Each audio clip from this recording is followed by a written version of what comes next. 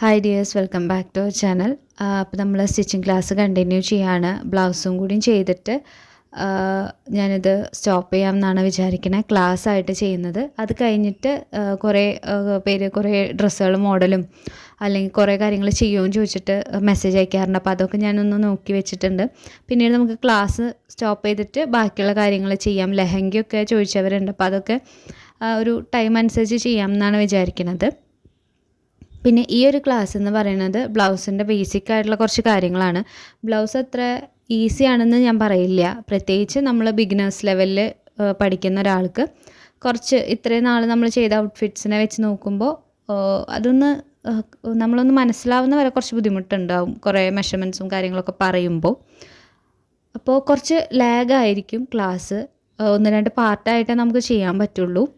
അപ്പോൾ ഞാനിതിൽ first princess കട്ടാണിപ്പോൾ കാണിക്കുന്നത് കേട്ടോ. അപ്പോൾ നിങ്ങൾക്ക് ഏതെങ്കിലും ഒരു പ്രിൻസസ് കട്ടിൻ്റെ അളവ് ബ്ലൗസ് സ്വന്തം ഉണ്ടെന്ന് വെച്ച് കഴിഞ്ഞാൽ അതെടുത്തിട്ട് ജസ്റ്റ് നമുക്ക് ബ്ലൗസ് എങ്ങനെയാണെന്നൊന്ന് നോക്കാം. ഇന്നത്തെ ക്ലാസ്സിൽ അത്രയാണ് ഞാൻ പറയണേ.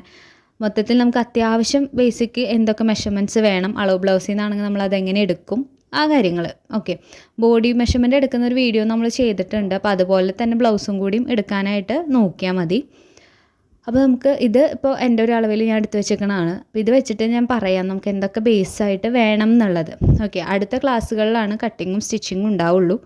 അപ്പോൾ ഇത് ഈ ഒരു ക്ലാസ്സിനുള്ള ഒരു റെസ്പോൺസ് അനുസരിച്ചിട്ടായിരിക്കും നമ്മുടെ അടുത്ത ക്ലാസ് ഉണ്ടാവുക. കാരണം നമ്മുടെ സ്റ്റിച്ചിങ് ക്ലാസ്സിന് ഒട്ടും തന്നെ വ്യൂസോ അല്ലെങ്കിൽ ഒരു റെസ്പോൺസോ നമുക്കിപ്പോൾ ഇല്ല. കാരണം ഞാൻ കുറേ ലാഗ് ചെയ്ത് video ഇടുന്നതുകൊണ്ടായിരിക്കാം may be.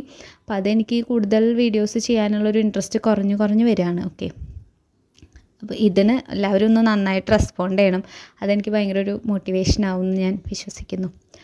So start ചെയ്യുവാണ്. ഫസ്റ്റ് നമ്മൾ ബ്ലൗസിൻ്റെ ഫുൾ ലെങ്ത്താണ് എടുക്കേണ്ടത്. ഷോൾഡർ മുതൽ താഴെ നമ്മുടെ വേസ്റ്റിൻ്റെ ഭാഗം വരെയുള്ളതാണ് നമ്മൾ ഫുൾ ലെങ്ത്തായിട്ട് എടുക്കാം. അപ്പോൾ ഇത് ഒരു ഫുൾ സ്റ്റിച്ച്ഡ് ആയിട്ടുള്ള ബ്ലൗസാണ്. മൊത്തം സ്റ്റിച്ച് ചെയ്ത് കഴിഞ്ഞിട്ടുള്ള മെഷർമെൻറ്റാണ് നമുക്കിവിടെ 13.5 ഇഞ്ച് കിട്ടിയിട്ടുള്ളത്. ഷോൾഡറിൻ്റെ അവിടെ നമുക്ക് ജോയിൻ ചെയ്യണം. അതുപോലെ തന്നെ താഴ്ഭാഗത്തും നമുക്ക് ലൈനിങ് ഉള്ളതാണെങ്കിൽ ലൈനിങ് വെച്ച് അടിച്ച് മറിക്കുക, അതല്ലെങ്കിൽ ഒരു പീസ് വെച്ചിട്ട് നമുക്ക് താഴ്ഭാഗത്ത് ഇത്തിരി കനത്തിൽ അടിക്കണം.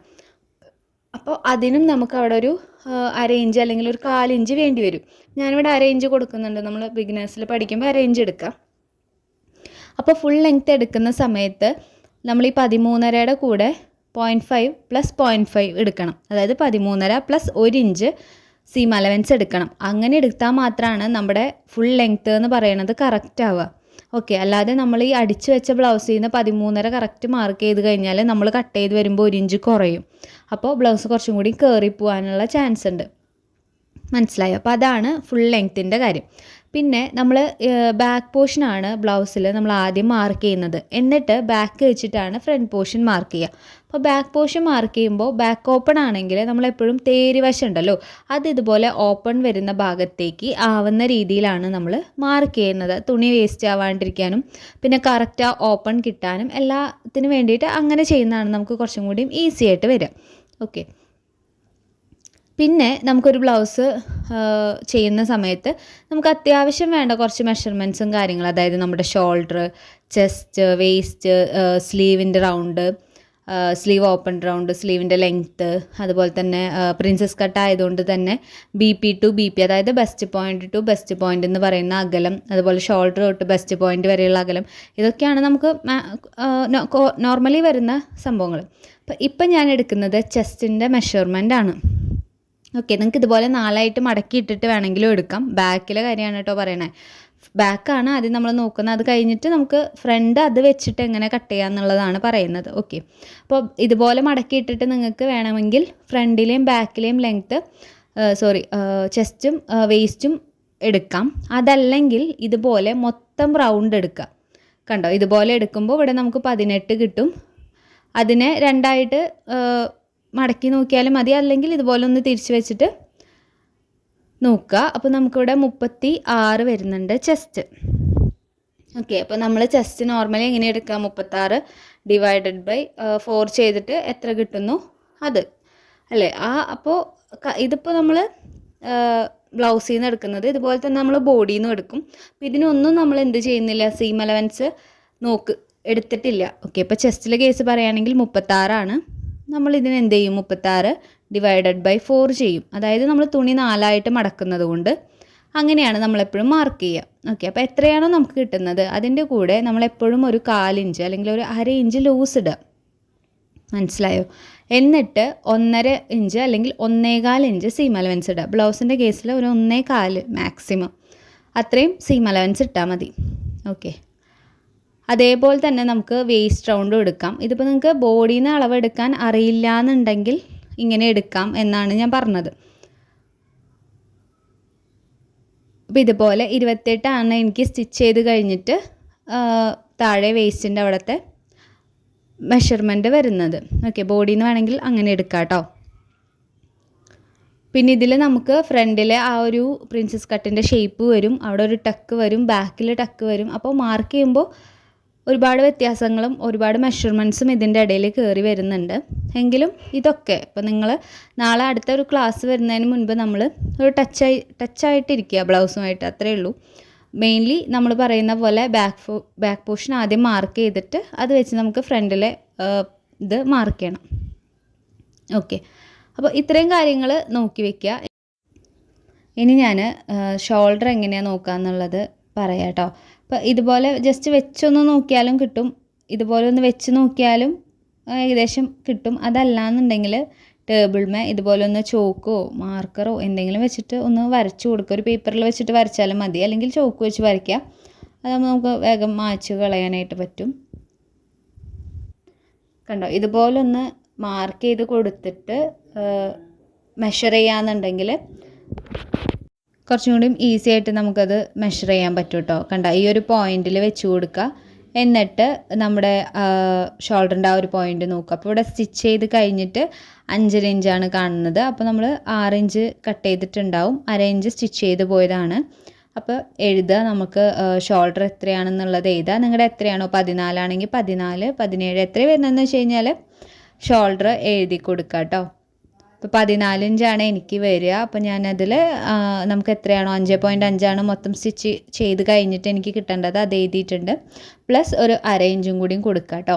ഇനി നമ്മുടെ ആം ഹോൾ റൗണ്ട് എന്ന് പറയുന്നത് ഇതാ ഈ ഒരു സംഭവമാണ് ഞാനിപ്പോൾ ഈ അളക്കുന്നത്.